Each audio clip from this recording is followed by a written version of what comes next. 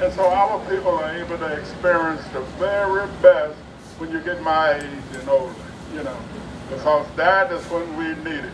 I remember working at the post office and this hippie guy had it best. You know what he said? He said, what we should do, the government should pay us to frolic and have fun till we're 65, and then after 65, go to work. Say, see how much work would the employers get out of you then, But, nobody knows, everybody knows they wouldn't go for that. Marlis Daly, Local 10 Secretary Treasurer. Today is a very special day to honor those who came before us and to pay respect for those who passed away, to fight for the conditions that we have today. And I'm very thankful and very grateful, and we will continue to build on the foundation that they laid for us. We're in a fight, this country's in a fight against these companies, these organizations that are trying to break us down, but I assure you, we will fight the good fight, but it's going to take every union in this country to do it. Unions need to unite and take care of each other. We can't win in the courtrooms, but we win on the docks. We have to be radical, and it's time that this country realizes that our arena is on the job. I think that unions are going to have to come together. We're going to have to unite and educate each other and back each other. When they need us, we need to be there for them. That injury to one needs to be an injury to all, and that means all unions. I think it's horrible how the workers have been treated. They've been, I believe, over 30 were killed not too long ago, and they need our support. Those brothers and sisters need our support. We sent them a letter of solidarity and a check, and any support they need, we will give to them. I think this solidarity will grow in this country and around the world as long as we have leaders and unions that are willing to fight. What it actually means today is everybody coming together, a lot of camaraderie, a lot of people you wouldn't even see from day to night, It's more than just July 5th, what it used to be. We done made it more now, and what was July 5th? 2 men were shot during a maritime strike in San Francisco by the police, and I believe at the docks further down. I don't believe it was right here, but it's commemorated today. Got to remember it could happen today easily, very easily. You think it's a dangerous time for labor? Yeah, very dangerous. Anything could happen. Lose benefits, pay. It's hard. And this contract, you're working out without a contract? Yeah, we take it one day at a time. It's work as usual. It's really like, our rank and file is really handling everything, so it's not so much stress on the membership, as long as you got the right people in there doing the right job, So. And what do you think about the SCAP plane cargo that's going to Portland, Vancouver, and Washington? You think that's a danger to the entire union? That's a danger to the whole industry right there, as far as unionism, and there's a lot of cannibalism as far as unions going along with this, and it's not right, it's not right. Do you think the solidarity that existed in the 34 will come back? It'll come back. It might be pressured, but it's gonna happen. It's gonna happen. Maybe not the right way, but it's gonna happen. Hopefully 2 people are not killed. And that's where it stopped. That's why we commemorate today, so it don't happen. You learn from your history. Since I came in as a Class B member in 2005. 2005. I'm glad to be a Class A member of Local 10. And do you like being a longshoreman? I love being a longshoreman. If you love it, it ain't work. Why do you like being a longshoreman? Well, you get to do different things every day. You can work from day to night if you needed to, and it becomes a love. You got a lot of brotherhood. A lot of brotherhood. You don't see it on other jobs. Yeah, and sisters. And you don't see that on other jobs because it's a high turnover rate here. We keep everybody, you see everybody, everybody for 5, 10, 20, 30 years later. You still working with the same people. So what's the roughest part of the job? Roughest part of the job, getting up in the morning. That's just the hardest part of the job. Coming to the hall, you got to get a job. That's the hardest part. Other than that, as long as you maintain being safe out there, you should have no problems. Just being safe and being aware. I'm proud to be a longshoreman. Devin Adams, registration number 101283. Weird, run a little bit bigger.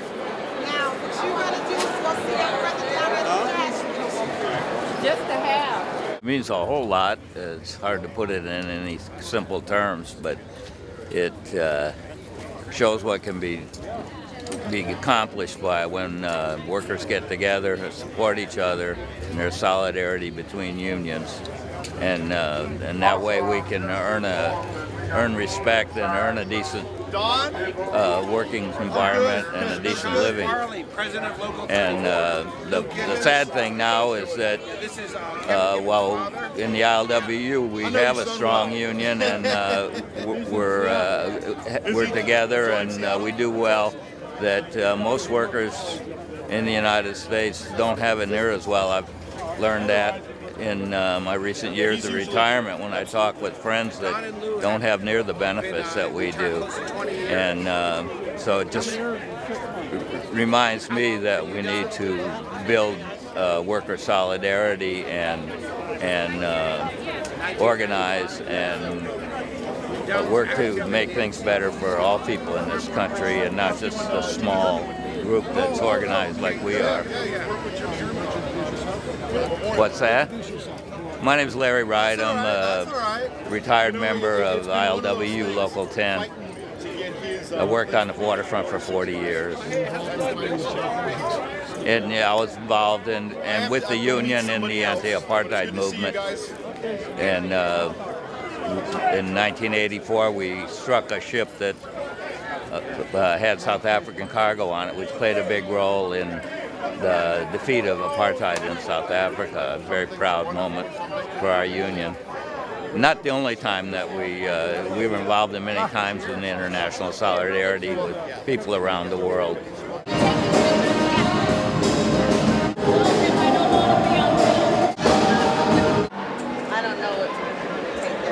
This day here for me is appreciating what is the presence for me at this time.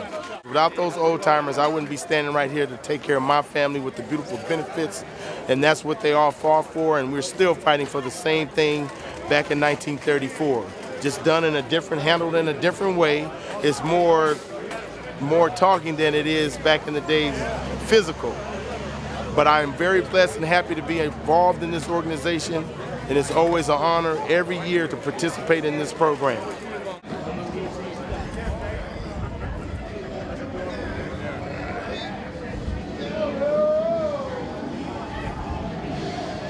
Is this yours? No. Well, behind it. Pretty clean.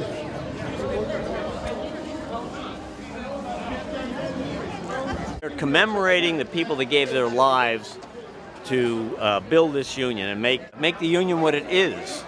And we've been losing since the '34 strike, basically, because people do not understand the lessons of that historic strike, which is that you've got to stand together and form militant picket lines that mean don't cross. The cops killed strikers in 1934 for having militant picket lines. But today that lesson seems to have been lost. Longshoremen are now crossing port truckers' picket lines who are trying to organize unions.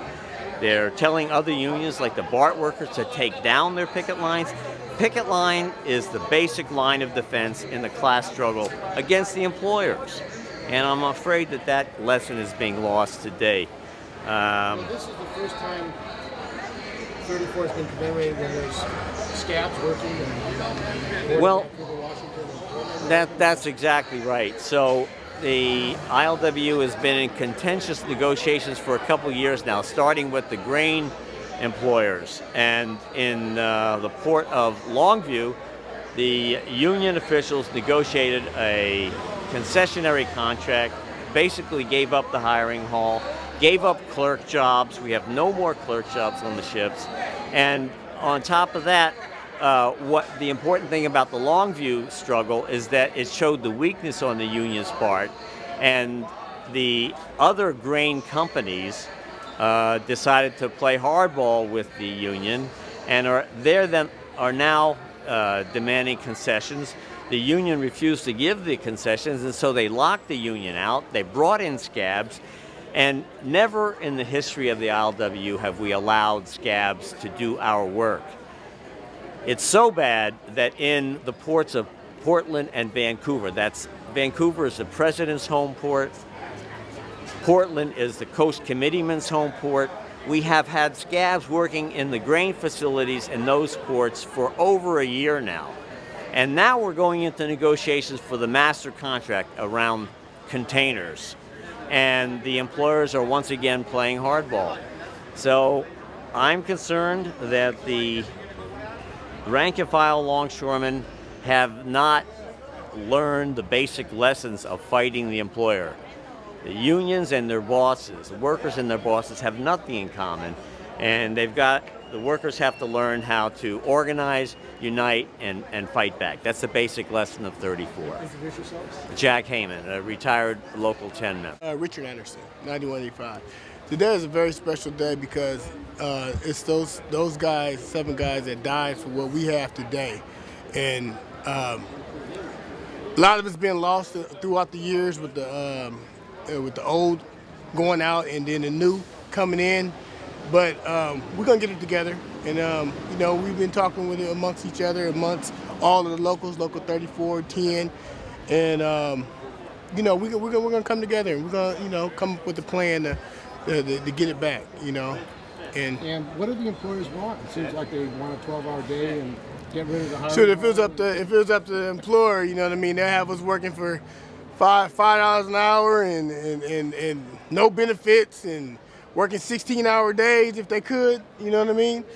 But if you think about it, the employer pretty much got a lot. It's a continuous work operation. We pretty much work around the clock anyway, in different shifts, you know what I mean? But they pretty much got the labor that they want. We don't have a set gang. We don't have a set number of people up here, that they have to order. They order pretty much the way they want to order, you know what I mean? So they're pretty much getting what they want, but they still want more.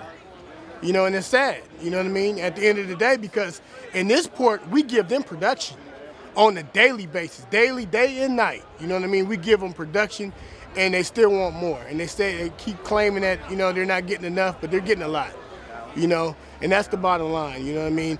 And it comes a time when we lost a lot of people down here in the last couple of years. From what? Health and safety? You have health and safety? Health and safety, people speeding, people not reading the signs, trying to give them that production. And at the end of the day, that stuff has to stop, and we got to start working safe, because by us giving them, all that move count is creating a lot of problems. So that's cost lives? Oh yeah, it's cost lives, yes. You know people have been killed over time? Yes, I do. I personally do. Yes, I do. You're saying that they shouldn't have died? Friends of mine, you know what I mean? Even bosses that died. In the last couple of years? We lost Delmont. We lost Reginald Ross, Manuel. Oh, yeah, Manuel. Old timer. Yeah. And all 3 of those are personal friends of mine, So that's pretty painful. Yeah, it is painful. It is very, very painful. And they want more production. They want more speed. They don't care about it. They don't. It's money. That's money. It is money. Our forefathers, they made this union what it is today. I mean, without them, we wouldn't be standing here right now. We wouldn't be in this building. I mean, they died and they fought for equality. I mean, and it seems like this country's going backwards. I mean, where they don't want to let people in. They don't want to, let people in here that are doing the jobs that other people don't want to do. That's the truth. I mean, and everyone's got to work. Everyone deserves some health care. Everyone deserves, it's a human right. And we fought for that back in 34. We were fighting for this health care issue back in 34.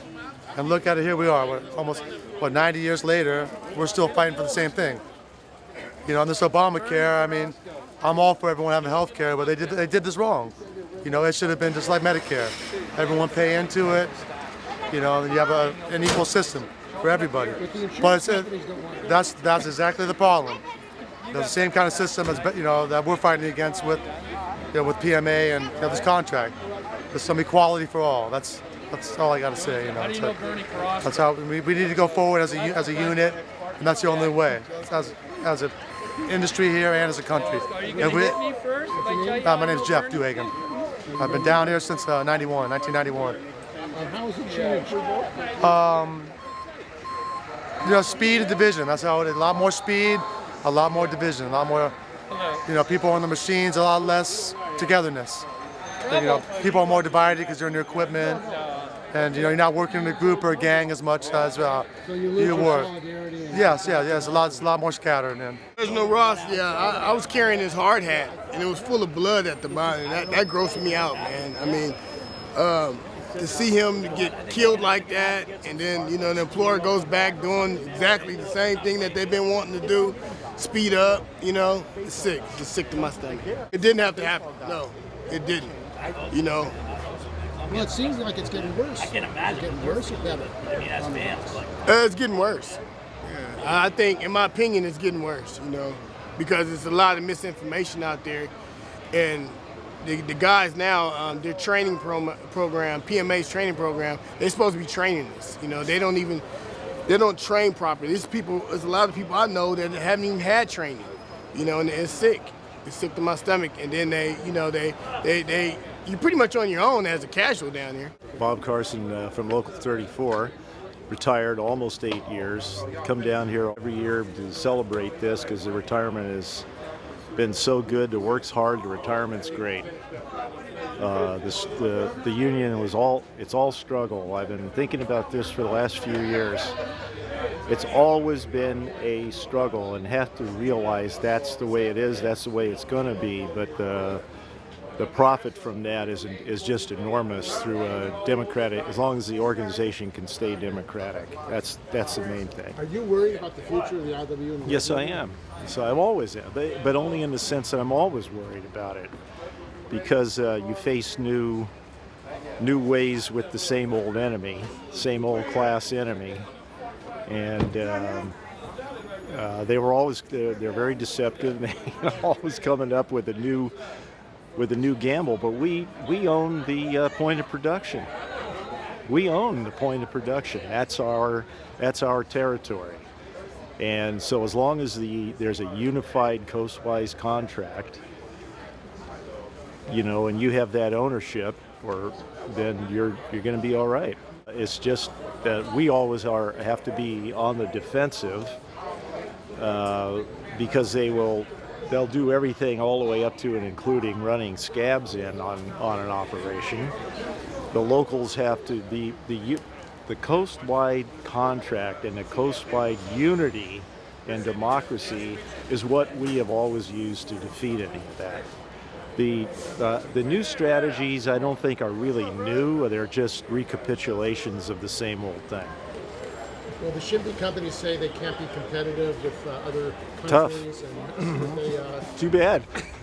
Too fucking bad. That's not a race to the bottom. We're not going to get involved in a race to the bottom. And the state of labor in this country, it seems like it's on the defensive. Privatization, attacking public teachers, attacking public workers. Workers' real income has declined the last 30 years. Where's labor going in the United States? God, I mean, you just gave me an awful loaded question. I think you answered your own question.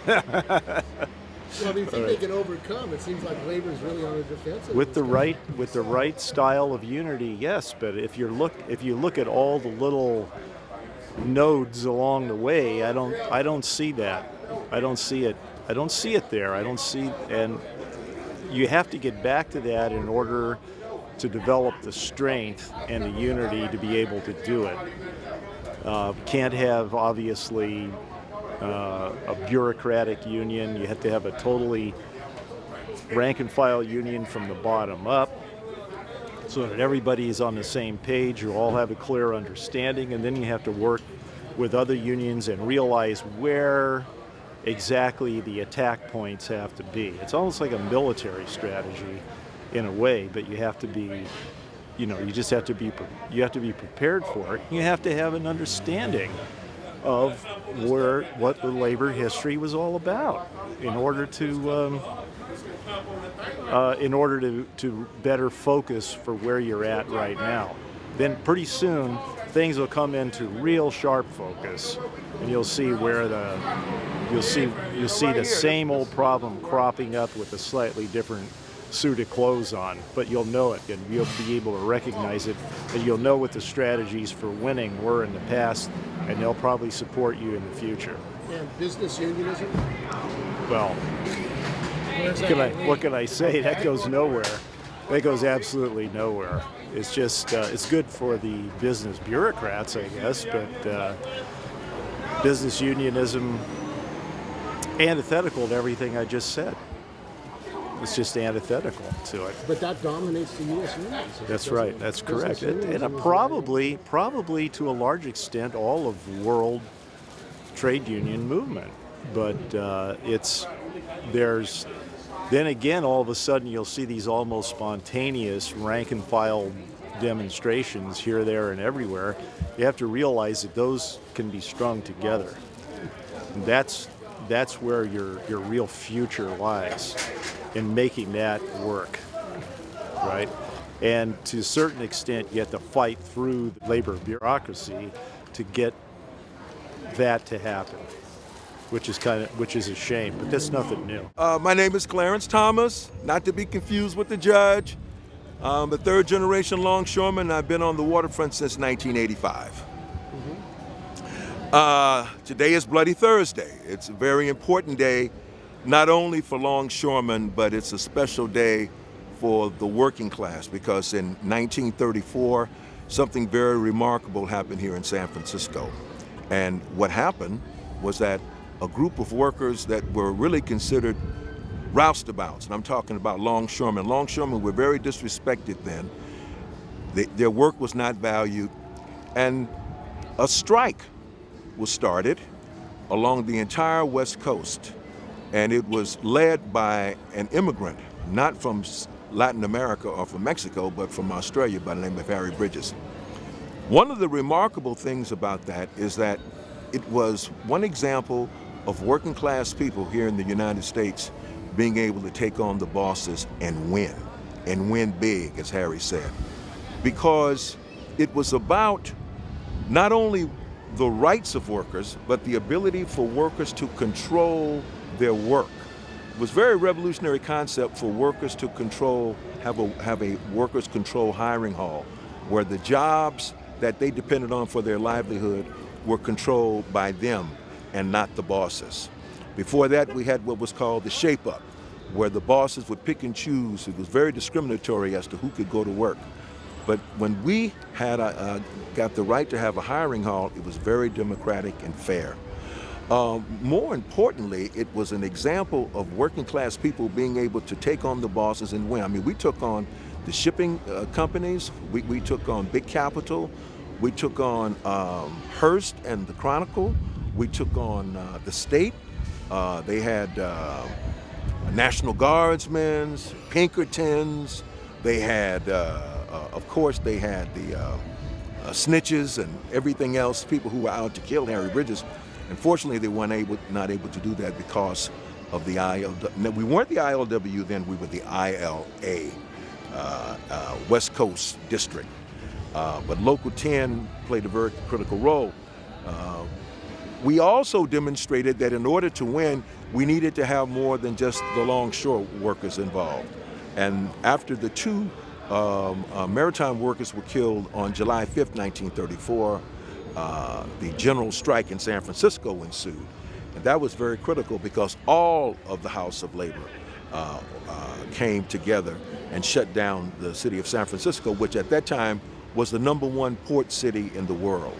So that's a very, very remarkable history, but more importantly, I think for all of us, I wouldn't be standing here today if it had not been for 1934 and the work of the ILWU Local 10 members from that point on, because the traditions. Right now we're going through a contract negotiation, a very tough one, but the employers remember 1934. They know that workers died, workers fought to go up against shipping and Big Capital. And they understand that those lessons that we learned are still in effect today. So we have a living history. It's not something that is in a museum, but we continue to carry out those lessons and use them strategically today. And there's non-union cargo moving, scab cargo in the Northwest range. You know, hey Steve, we have to be honest about that. This is, I have told our rank and file that you've heard of right to work states. Well, now I guess we see incursions into our jurisdiction, right to work ports, because for going on nearly 2 years now in Vancouver, Washington, scabs have been working in place of longshoremen in Vancouver, Washington, who work grain.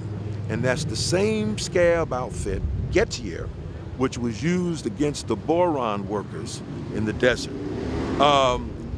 This is a comprehensive, something like a Blackwater. They do things as replacement workers, they're a security firm, they're international, and yeah, that's happening right now. And we haven't seen anything like this happen since the 1930s. So that should tell you that things don't stay constant, things are constantly changing. And labor is under attack right now. The Supreme Court recently ruled on the issue of home care workers who are part-time, that they don't have to contribute to collective bargaining if they don't want to. We see right to work for less legislation happening in Michigan, all across the country. The ILWU, the ILA are two of the last industrial unions that have any semblance of what Harry Bridges and the longshoremen of 1934 represented. It's not the Harry Bridges Local Union of 1934. Let's be very clear about that. Things have changed. A lot of the old timers are gone. A lot of the young longshoremen think when they become longshoremen that they've hit the lottery. They don't understand what it took to get the gains that we have and how you have to fight for it. Leo Robinson, a mentor of mine, always told me that being a longshoreman was not just an occupation, but it was a way of life. Because longshoremen are very independent. We can control the waterfront without the bosses. And we do that each and every single day. But we have to train our young people to understand that it is not the bosses that they should be holding to for the wages and for the benefits that they have, is for this union. That's an ongoing struggle. The struggle continues, not only for longshoremen, but for the working class. 1934 general maritime strike in San Francisco. This was a fight against the open shop on the waterfront for the maritime unions for the hiring hall, so that workers did not have to shape up. All maritime workers, seamen, longshoremen. And this was the day that two people were shot over there on Spear Street in front of the old ILA Hall, Howard Bordees and Sperry. And we remember this day. It's Bloody Thursday. We will never forget.